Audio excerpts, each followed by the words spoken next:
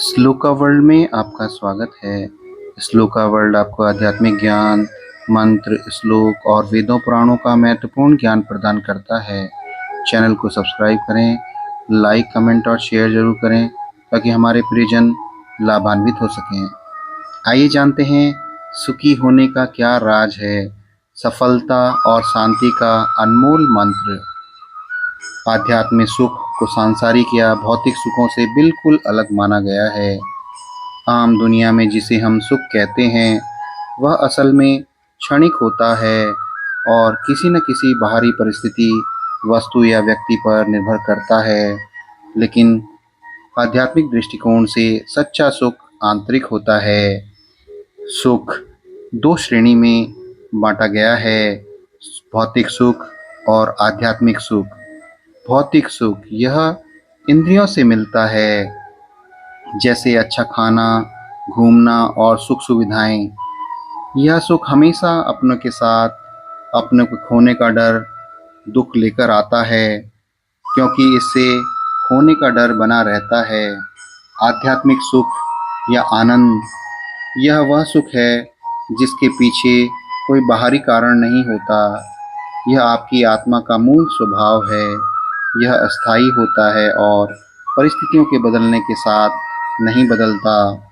इच्छाओं का अंत ही सच्चा सुख है।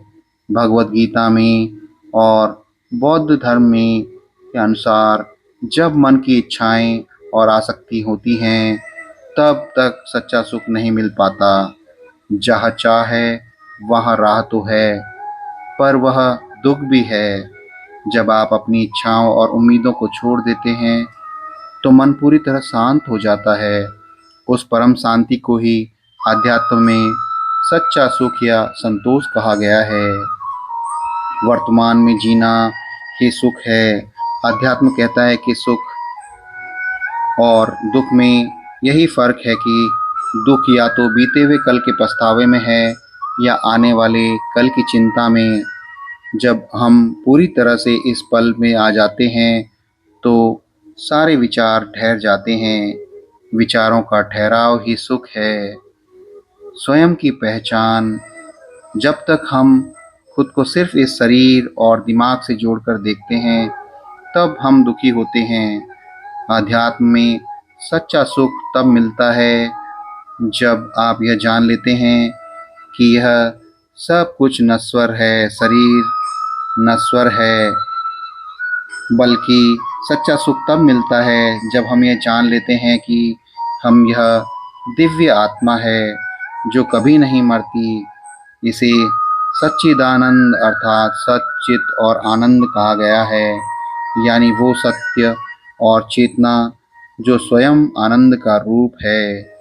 आध्यात्म में सुख कोई ऐसी चीज़ नहीं है जिसे बाहर से पाना है, बल्कि यह आपके भीतर पहले से मौजूद उस शांति को अनुभव करना है जो बाहरी दुनिया के शोर से मुक्त है। अध्यात्म में सुखी होने का कोई जादुई फार्मूला नहीं है, यह हमारे मन की स्थिति है। अगर हम शास्त्रों, संतों और मनोवैज्ञानिकों के अनुभव को देखें तो शांति का मूल मंत्र है। 5 इसके मूल मंत्र बताए गए हैं। उम्मीदों का कम होना अर्थात जीरो एक्सपेक्टेशंस। हमारे दुखी होने का सबसे कारण यह है कि हम दूसरों में, परिस्थितियों में और यहाँ तक कि खुद में भी बहुत ज़्यादा उम्मीदें लगा लेते हैं। जब हम बिना किसी फल या बदले की उम्मीद से कर्म करते हैं तो हमें कोई निराश नहीं कर सकता। उम्मीदें जितनी कम होंगी, सुकून और आनंद उतना ही अधिक होगा। संतोष ही परम धन है, अर्थात ग्रैटिट्यूड और कंटेंटमेंट जो हमारे पास नहीं है। हम लगातार उसी के पीछे भागते रहते हैं और जो हमारे पास है उसकी हम कद्र नहीं करते। रोज इस बात के लिए आभार व्यक्त करें कि आपके पास क्या क्या है, जैसे आपका स्वास्थ्य, आपके पास परिवार है, आपके पास भोजन है। आध्यात्म में कहा गया है, जब आवे संतोष धन, सब धन धूलि समान। संतोष ही सबसे बड़ा धन है। वर्तमान में जीना ही सुख है। Living in the present. हमारा मन या तो गुजरे हुए कल के पछतावे में डूबा रहता है या आने वाले कल की चिंता में रहता है। खुशी न बीते हुए समय में है और न आने वाले समय में। खुशी तो सिर्फ अभी इसी समय है। वर्तमान में ही पूरी तरह डूबकर काम करना, यही जीवन का आनंद है और यही जीवन का असली राज है। और द आर्ट ऑफ लिविंग लेटिंग गो, अर्थात सब कुछ जाने दो। हम अक्सर पुरानी बातों, कड़वी बातों और लोगों की कही बातों को और अपने अहंकार को पकड़कर बैठे रहते हैं, जो अंदर ही अंदर हमें खोखला करता है। चीज़ों और बातों को पकड़कर मत रखिए। लोगों को माफ़ करना, परिस्थितियों को स्वीकार करना सीखें। जो चीज़ हमारे नियंत्रण में नहीं है, उसे ईश्वर पर या समय पर छोड़ देना ही बुद्धिमानी है। हमें अध्यात्म में भीतर की ओर मुड़ना होगा, अर्थात इनर कनेक्शन। जब सुख को हम बाहर ढूंढ रहे हैं, महंगी गाड़ियों में, महंगे घरों में और लोगों की तारीफों में, बाहरी चीज़ों से मिलने वाला सुख क्षणिक होता है। असली और अस्थायी सुख आपके भीतर है। जब हम ध्यान, आत्मचिंतन या प्रार्थना के जरिए अपने आंतरिक स्वरूप अर्थात आत्मा से जुड़ते हैं, तो शांति मिलती है, जिसे कोई बाहरी परिस्थिति हिला नहीं सकती। अर्थात सुखी होने का राज परिस्थितियों को बदलना नहीं, बल्कि परिस्थिति को देखने में अपना नज़रिया बदलना है। जीवन में सुख, सफलता या अच्छे दिन आएं तो आध्यात्म और संस्कृति में, भारतीय संस्कृति में उसे संभालने का एक विशेष तरीका होता है। अक्सर लोग दुख में भगवान को याद करते हैं, लेकिन सुख आते ही भगवान को याद करना भूल जाते हैं और दिशा भटक जाते हैं। हमें आंतरिक दृष्टि से देखना चाहिए और प्रभु के प्रति कृतज्ञता व्यक्त करना चाहिए। Express gratitude. सुख के समय सबसे पहला काम है धन्यवाद कहना। चाहे आप ईश्वर को माने, प्रकृति को या ब्रह्मांड को, इस बात के लिए आभार जताएं कि आपको यह खूबसूरत समय देखने को मिला। कृतज्ञता अर्थात ग्रैटिट्यूड आपके अहंकार को बढ़ने नहीं देती और आपके मन को जमीन से जोड़े रखती है। कबीरदास जी ने भी कहा है, दुख में सुमिरन सब करें, सुख में करे न कोय। जो सुख में सुमिरन करें, तो दुख काहे को होए। हमेशा विनम्र बने रहें। Stay humble and grounded. सुख और सफलता अपने साथ अक्सर अहंकार अर्थात ईगो लेकर आते हैं।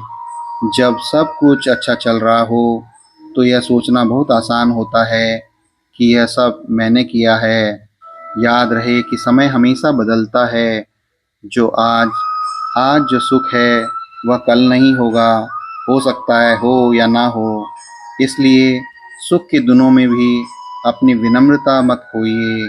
दूसरों के साथ अपना व्यवहार वैसा ही होना चाहिए जैसा तब था, जब आपके पास कुछ भी नहीं था।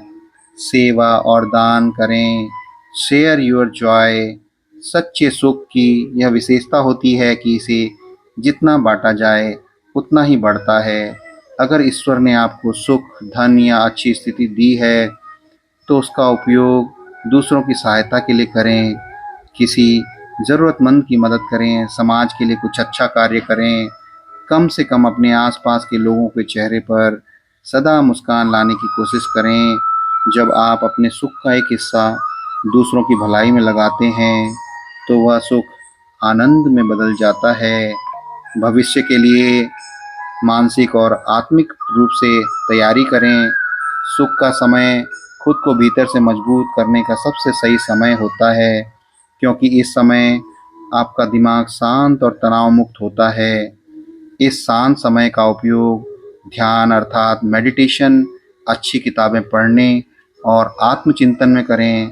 सुख के दिनों में बनाई गई मानसिक और आध्यात्मिक शक्ति आपको तब तक काम आती है जब तक जीवन में कभी कोई मुश्किल का दौर अर्थात दुख का समय आता है। अर्थात सुख के समय उड़ना नहीं चाहिए, उड़ना नहीं है और भूलना नहीं है। सुख को एक ज़िम्मेदारी की तरह लीजिए, उसका आनंद उठाइए और दूसरों के साथ साझा कीजिए। दुख के समय सुखी जीवन जीने का तरीका कोई मुश्किल काम नहीं है, बस यह तो हमारी रोज़ दिन की आदतों, सोच और प्राथमिकताओं का एक खूबसूरत तालमेल है। यदि आप अपने जीवन में सचमुच आनंदमय होना चाहते हैं तो इन बातों का ध्यान रखें और प्रभु का स्मरण करें, भगवान की शरण में जाएं, प्रभु से जुड़ें और हमेशा उनका सुमिरन भजन करते रहें। ओम नमः शिवाय। हर हर महादेव।